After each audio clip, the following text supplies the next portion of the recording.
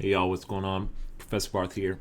So I've gotten a lot of questions from my students on the GameStop AMC episode, uprising, you may call it, and what are my views? And that is my view, that what we witnessed this week essentially was a populist financial uprising of sorts, an insurgency from the little guy, the people, against big finance. And I don't know that we've ever seen anything quite like this before. I've talked in the past about the power of big finance and what I've called unanchored capitalism. Unanchored capitalism. And that's exactly the system we have. We have a system of unanchored capitalism in which money and big finance, and we see this with the hedge funds, are able to play, to create their own rules and run roughshod over the economy, siphoning wealth to themselves and becoming ultra rich, not from genuine production, not from creating products that are innovative and that people demand. I love the free enterprise system. I'm a man who believes that government should not get involved when somebody has a good idea and wants to pursue that idea. I'm a low tax guy. I'm a low regulation guy. But because of Federal Reserve policy and because of just bad financial policy, we've created this gross system where if you wear an expensive suit and you have offices in New York City and you work for the big hedge fund, you're allowed to short sell. And I mean, what is the productive value of short selling? Okay, other than just bringing companies to the ground. What is the value of that sort of activity? And but we say that's legitimate when the big hedge funds do it. But when you take some 20-year-old kid who's on a Reddit forum and nobody's standing up against big finance, all right? Doesn't matter what party, what president, whoever's in power, they're going to get their way. And finally, this group on Reddit, Wall Street Bets, does this action and costs these hedge funds billions of dollars. It's unbelievable. But then the CNBCs, the Fox businesses of the world, the Yahoo Finance writers out there, they're freaking out, and this is reckless, and this is speculation, and this is going to threaten our entire economy and our entire system. When those kids, essentially young adults, are doing precisely what the men in the fancy suits living in New York City are doing, who are making far more money than these amateurs are, but because they're not wearing a fancy suit and they're probably operating out of their mother's bonus room. That's not legitimate, and so now they're called, we have to regulate the markets. It's like, wait a second.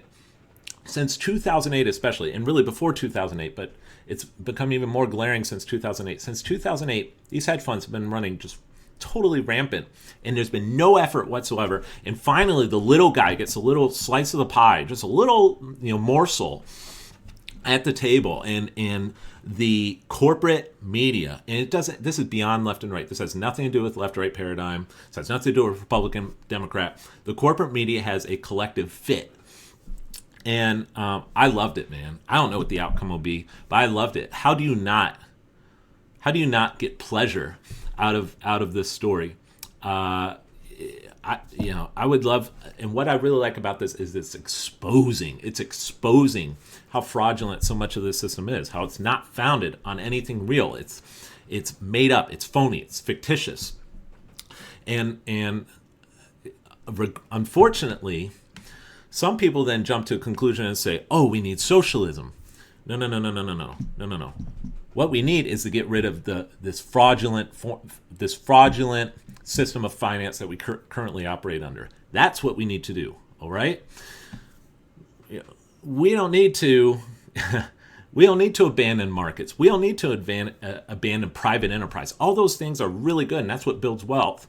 But these vultures who are sitting there in New York City and elsewhere and are just making billions off of what? Off of made-up crap. And that's the system that needs to be dismantled. It needs to be dismantled, and that's the I think that's the deal. Oh man, I almost forgot the Robinhood. The Robinhood aspect of the story is just absolutely golden. You just gotta love how rich all this is.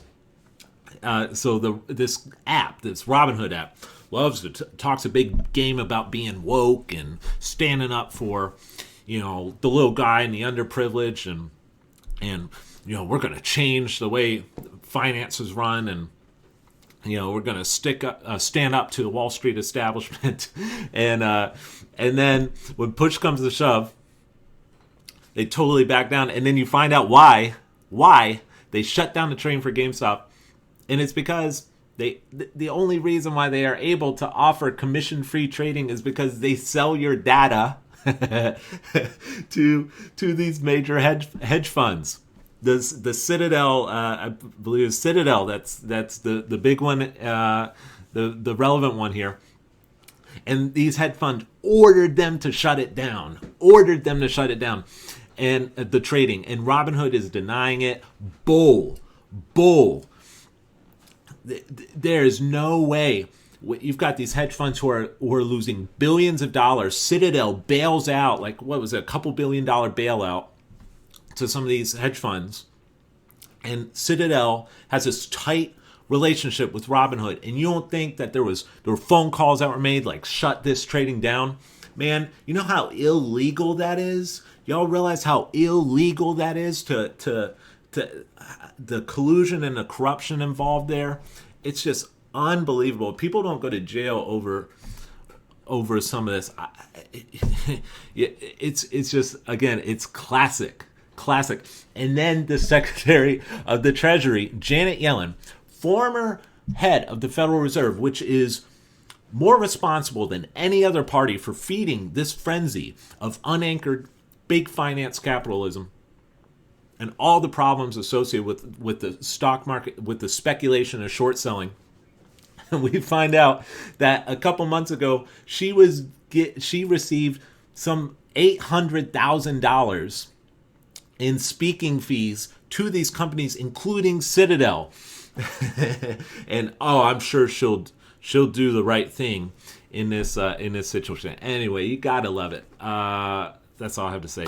I was about to post a video, and then I was like, oh, you didn't talk about Robinhood. You got to get to Robinhood. Anyway, see you later. Bye.